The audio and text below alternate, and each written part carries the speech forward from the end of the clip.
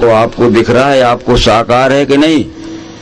और मेरे तरफ का पहलू मुझे दिख रहा है इसलिए मुझे साकार है, पर क्या मेरे तरफ का पहलू आपको दिख रहा है? आपके लिए निराकार है। और वस्तु एक है, एक में दो हैं।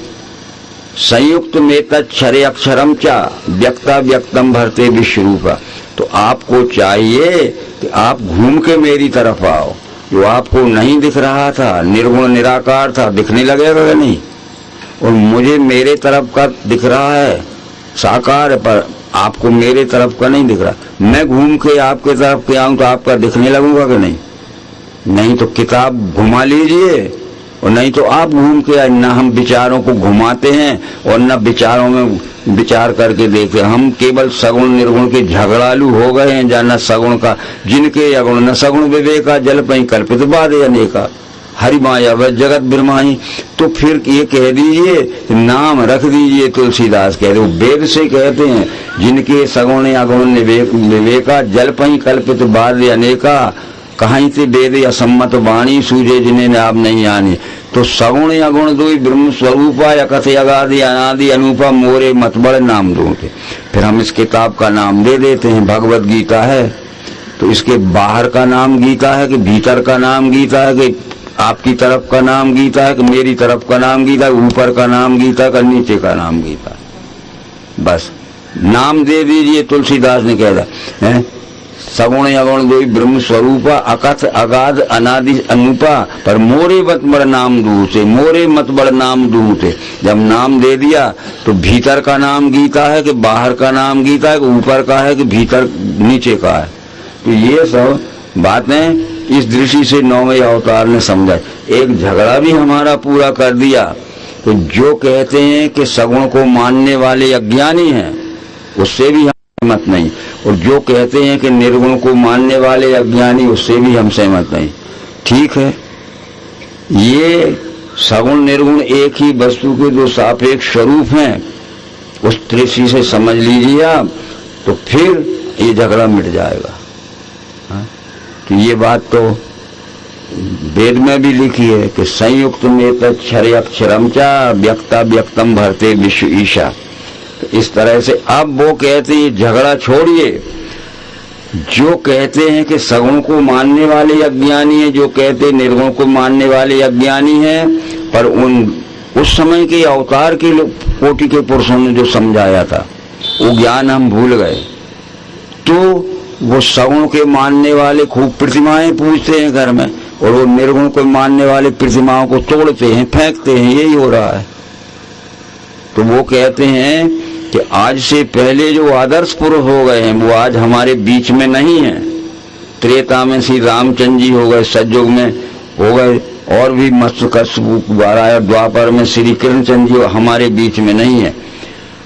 उनके नाम पर देवालय बनाइए, उनकी प्रतिमा बनाइए, प्रतिमा की प्राण प्रतिष्ठा करिए, परंतु वो प्रतिमा उनके ज्ञान गुण कर्म के यादगार का स्वरूप है। उनकी प्रतिमा रखिए, उस प्रतिमा को देखकर उनका ज्ञान क्या है, गुण क्या था, कर्म क्या था, ये संस्कार लाओ इसमें। वो बोल थोड़ी सके। उन्होंने जो ज्ञान दिया था उनकी आज प्रतिमा बनाओ, और प्रतिमा इसलिए बना के हमने रखी है उनको देखकर उनके ज्ञान गुण कर्म के संस्कार अपने में लाइए। तो प्रतिमा श्रेष्ठ पुरुषों के ज्ञान गुण कर्म के यादगार का प्रतीक है और इतिहास का संरक्षण। कि त्रेता में इस सकल के अवतार ने हमें ज्ञान और कर्म दिया था। तब तो वो लिखा भी है रामायण में, रामचरितमानस यह नामा सुनत श्रवणया है विश्रामा। इस ग्रंथ में इसका राम का ज्ञान, राम का गुण और राम का चरित्र लिखा है। तो राम के ज्ञान को समझो, राम के गुण को समझो, और राम के धर्म स्थापना के कर्म को समझो। और रामायण भी रख ली और राम की प्रतिमा भी रख ली और हाथ भी जोड़ लिए। तो इस तरह से आज भी हम कॉलेजों में पढ़ते हैं। साइंस कॉलेज की सबसे बड़ी क्लास MSc होती है, ठीक है। तो MSc के जीवित प्रोफेसर हमें पढ़ाता है, डेमोन्स्ट्रेशन दिखाता है, हम देखते हैं। वो चला जाए छुट्टी पे, उसकी प्रतिमा रख लेना और कहना सब्जेक्ट पढ़ाओ। हाँ, जो ज्ञान उसने हमें अभी तक दिया है वो आज नहीं है, पर उस ज्ञान को हम अपनी बुद्धि में रख के परीक्षा में बैठ के अपना स्थान लेते हैं। तो वो आज हमारे बीच में नहीं है। उस समय त्रेता में राम ने जो ज्ञान दिया था, द्वापर में कृष्ण ने जो ज्ञान दिया था, उस ज्ञान को, उनके गुण को, उनके कर्म के संस्कार लावें और इतिहास का संरक्षण के जैसे हमारे पूर्वजों ने दिया था उस ज्ञान के कारण। तो जानिए आदि में कर्म मुमुख जने आचरे, पुरखों का देख के तैसा स्वकर्म तुम भी करो। पूर्व के समय के जो पूर्व के अवतारों ने जो ज्ञान दिया था वो जीवित नहीं, उनकी प्रतिमा है। उनको देखकर उनके ज्ञान गुण और कर्म के संस्कार लाओ और आचरण करो। ये बात सरल में समझ में आती है कि नहीं हमारे? तो उनके ज्ञान और कर्म को हम समझ रहे हैं आज, तो केवल प्रतिमा रख लिए। इसलिए प्रतिमा को आप विरोध मत करिए, प्रतिमा रखना पड़ती है, क्योंकि उनकी प्रतिमा को देखकर त्रेता में जिस ज्ञान दिया राम ने, त्रेता में जो कर्म का आचरण किया धर्म स्थान और प्राण प्रतिष्ठा का भी यही हाल होता है। हमने दिल्ली से या जयपुर से बड़ी बड़ी प्रतिमाएं लाए थे, कल यहाँ रखी थी। हमने देवालय बनाया और बहुत बड़ा समाज बुलाया, लाखों रुपए का खर्च किया खूब, और बड़े बड़े वेद के मंत्र कहे, बड़ी बड़ी पूजा और स्वाहा किया, और फिर जो आज रखी थी वो यहाँ बैठा दी चबूत। आ गए प्राण, आ गए प्राण, अच्छे जोर से कहो आ गए कि नहीं। तो गीता में कृष्ण कह रहे हैं कि इमं विवस्ते योगम प्रोक्तवान हम व्ययम विवशवान मनुवे प्राय मनुष्यवाको विब्रवीत एवं परंपरा प्राप्त मिमं राज ऋषियो विदुषा काले नेह माता योगो नष्टः परंतप। ये सतयुग में ये ज्ञान विवशवान ने दिया था। सूर्य वंश में उत्पन्न हुए विष्णु भगवान ने, विष्णु भगवान का ये ज्ञान उनके बड़े पुत्र वैवस्वत मनु को मिला, यही ज्ञान दे के गए, और वैवस्वत मनु ने यह ज्ञान अपने पुत्र इक्ष्वाकु को दिया। एवं परंपरा प्राप्त मिमं राज ऋषियो विदुषा काले ने माता योगो नष्टा परम। इक्ष्वाकु ने ये विश्वरूप दर्शन कराने वाले ज्ञान की परंपरा क्या कि जो शिक्षालय खोले हैं, पहले ये परमात्मा की पहचान कराओ तब बेईमान कोई नहीं होगा, विश्वरूप की पहचान कराओगे तब बेईमान कोई, और विश्वरूप की पहचान नहीं होगी तो फिर विश्व के साथ में करेंगे छल कपट पाखंड बेईमानी और लेंगे राम का नाम, का कृष्ण का नाम, परमात्मा का नाम।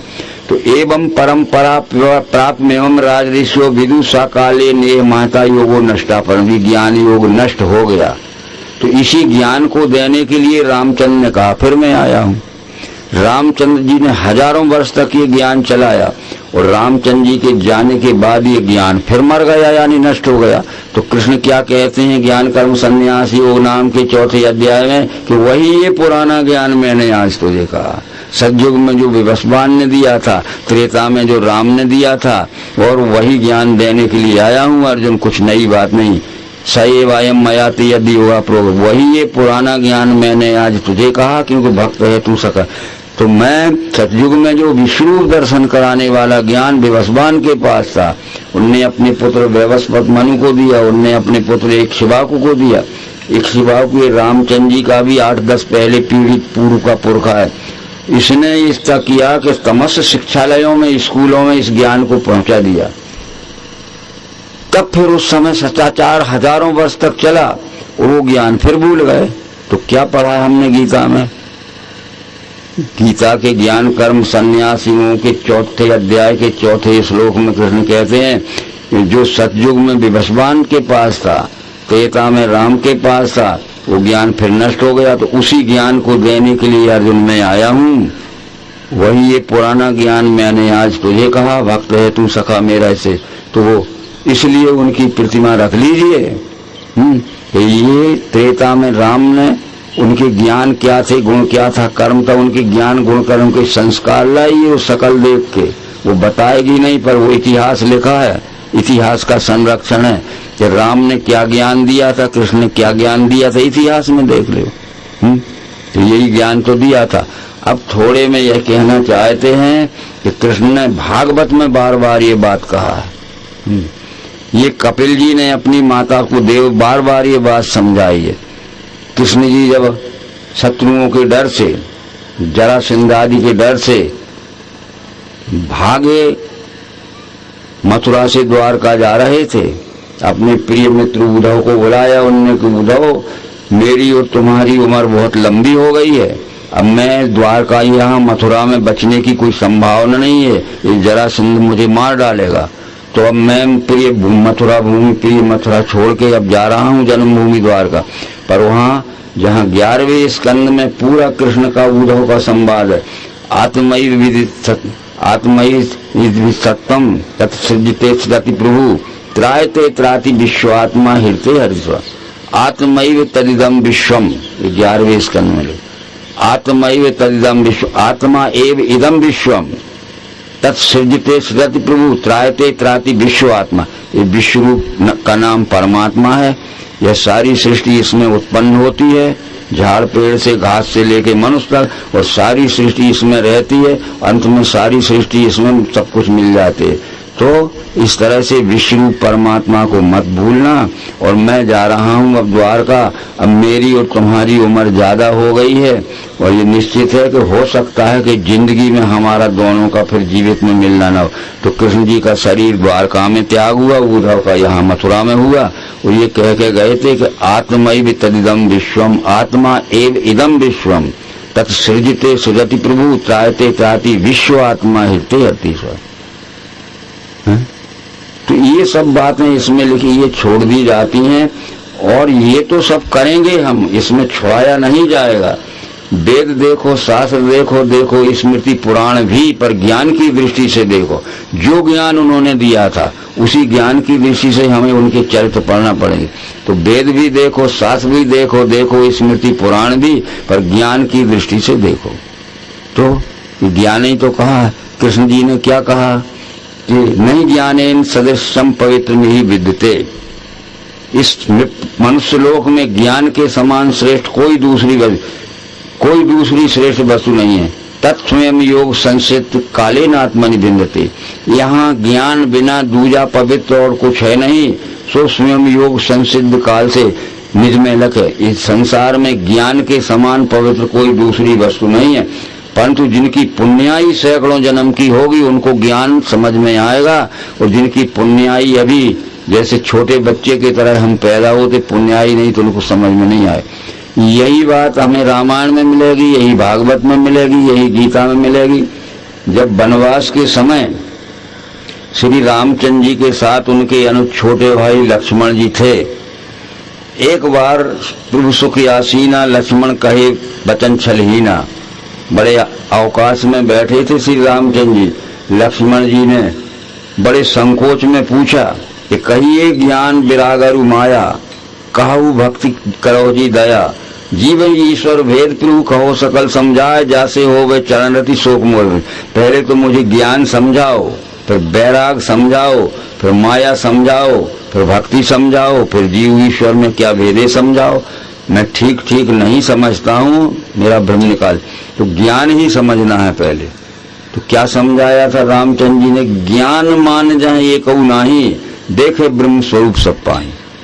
जिसके शरीर में ज्ञान हो गया है उसके शरीर में एक भी अभिमान नहीं रह सकता। जाति का अभिमान, कुल का अभिमान, धन का अभिमान, पंथ अभिमान, बहुत से अभिमान है। ये सब अभिमान लिखे हैं। इस वास्तव में जिसके शरीर में ज्ञान हो गया तो ज्ञान मान जहाँ एक नाही। जिसके शरीर में ज्ञान हो गया उसके शरीर में एक भी अभिमान नहीं रहेगा, तब सब में परमात्मा दिखेगा। जैसे हमारी आंख में कोई भी विकार नहीं है, तो जैसा है वैसा जो है वह सब दूर तक दिखा।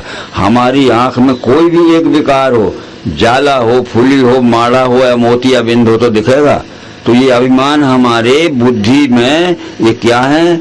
अभिमान एक धुंध लाने वाले हैं। इसलिए अभिमान त्याग दीजिए। जिसके 17-18 प्रकार के अभिमान लिखे हैं, में जाति का अभिमान, कुल का अभिमान, पद का अभिमान, पंथ का अभिमान है, ये सभी अभिमान है। फिर अपने मान अभिमान छूटे ही नहीं। मान अभिमान छूटने के बाद हमारी बुद्धि समझने लायक होगी। फिर दूसरी बात वैराग के विषय में समझाइए, कहिए ज्ञान, फिर वैराग, फिर माया। तो वैराग के विषय में वो कहते हैं कि वही कहते हैं परे राग कहते हैं आसक्ति को। कहिए तासो परम विरागी, तृण संसिद्ध 3 गुण त्यागी। वो श्रेष्ठ वैराग्यवान पुरुष वह है जो अपने स्वार्थ के लिए किसी की वस्तु एक घास के तिनके के बराबर भी नहीं लेता है कि ये किसी की वस्तु रास्ते में भी पड़ी है तो उठा के ले जाओ।